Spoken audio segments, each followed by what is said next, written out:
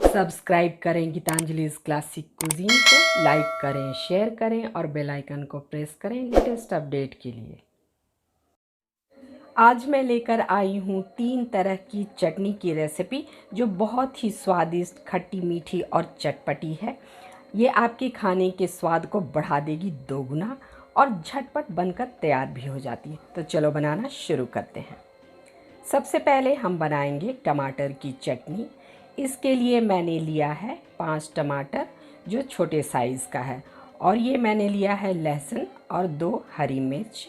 अगर आप medium size का टमाटर ले रहे हैं तो 4 लें। और अब स्टोव को ऑन करें और इस पे रखें एक वायर रैक, और मीडियम फ्लेम पे हमें सभी टमाटर को रोस्ट करना है। साथ ही हम हरी मिर्च और लहसुन को भी रोस्ट करेंगे और इसे इस तरह से उलट पुलट करके चारों तरफ से हमें पका लेना है। और हरी मिर्च और लहसुन को भी आप उलट पुलट करके अच्छे से पका लें। चारों तरफ से अच्छे से पक गए हैं तो अब हम इसे बाहर निकाल लेंगे। तो पहले लहसुन और हरी मिर्च को बाहर निकाल लें, उसके बाद टमाटरों को भी हम एक प्लेट में निकाल लेंगे। और यहाँ मैं इसे डाल रही हूँ पानी में। इससे क्या होता है कि इसे पील करने में आसानी होती है और ये जल्दी ठंडे भी हो जाते हैं। तो सारे टमाटर को इस तरह से छील लें और लहसुन को भी हम पील कर लेंगे।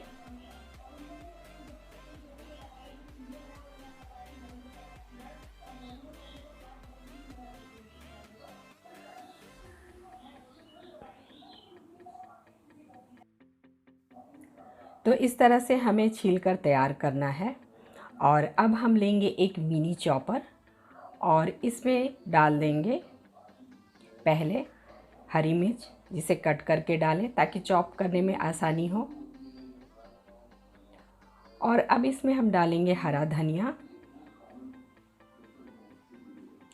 और लहसुन, जिसे हमने छील कर रखा हुआ है। तो पहले इन तीनों चीज़ों को हम अच्छे से चॉप कर लेंगे, उसके बाद हम इसमें टमाटर डालेंगे ताकि हमें इसे चॉप करने में आसानी हो।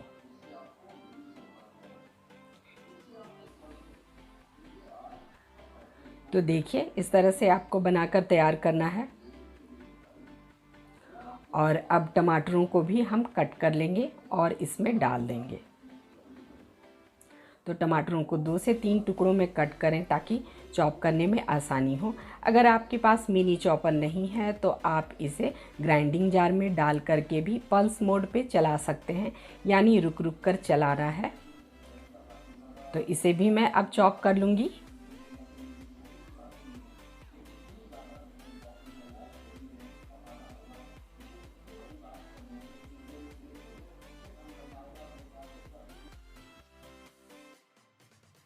तो देखिए आपको इस तरह से ग्राइंड कर लेना है। और अब हम इसमें डालेंगे एक छोटे साइज़ का प्याज, जिसे मैंने स्लाइस कर लिया, और इसे भी चॉप कर लेंगे।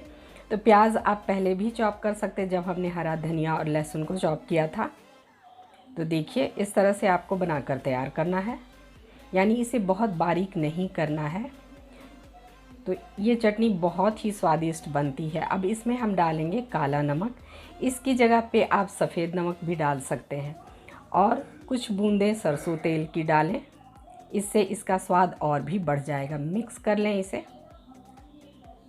तो हमारी टमाटर की चटनी बनकर तैयार है। इसे आप 2 से 3 दिन तक फ्रीज़ में स्टोर करके रख सकते हैं और ये बहुत ही स्वादिष्ट होती है।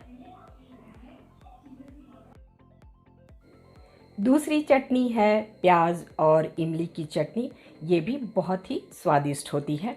इसके लिए एक पैन को गर्म करें और उसमें डालें 2 चम्मच तेल।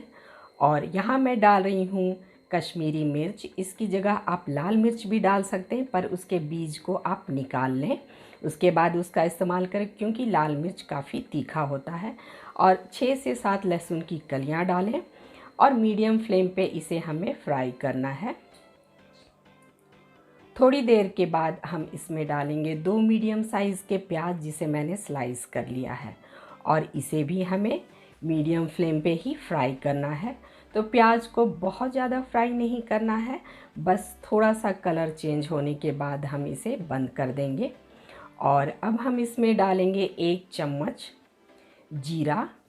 तो जीरा आप शुरू में भी डाल सकते हैं। अब इसे भी फ्राई कर लें। तो देखिए प्याज का कलर चेंज हो गया है, तो अब हमें फ्लेम को बंद कर देना है और ठंडा होने के बाद हम इसे ग्राइंड करेंगे। तो अब मैं इसे डाल रही हूँ एक ग्राइंडिंग जार में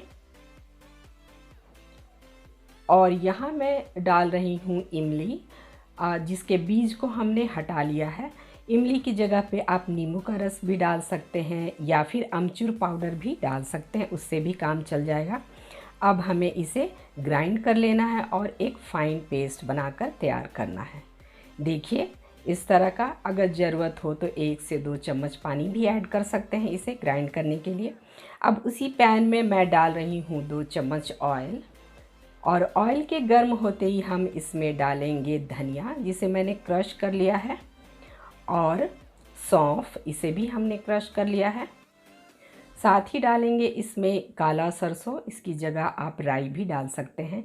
और फ्लेम को इस समय लो रखें और इसे चटकने दें। तो इन सब मसालों के चटकने के बाद हम इसमें डालेंगे जो हमने मिक्सचर तैयार किए थे प्याज वाला, वो सारा मिक्सचर इसमें डाल दें और फ्लेम को मीडियम कर दें और इसे लगातार चलाते हुए अच्छे से हमें फ्राई करना है जब तक कि ये पैन को छोड़ने ना लगे। तो इसे लगातार चलाते रहें ताकि ये जले ना। और अब हम इसमें डाल रहे हैं आधा चम्मच लाल मिर्च पाउडर, और आप चाहें तो थोड़ा कश्मीरी रेड चिली पाउडर भी डाल सकते हैं, इससे इसका कलर बहुत बढ़िया आता है। और इसे फिर से फ्राई करें। अब इसमें डालें नमक स्वाद के अनुसार और इसे मिक्स कर लें। तो थोड़ी देर फ्राई करने के बाद बस 2 से 3 मिनट तक इसे फ्राई करें और ये बनकर तैयार हो जाता है। देखिए इस तरह से। अब फ्लेम को बंद करें और इसे एक बोल में मैं निकाल रही हूँ। इस चटनी को भी आप फ्रिज में 1 वीक के लिए स्टोर करके रख सकते हैं और बहुत ही स्वादिष्ट होती है ये चटनी।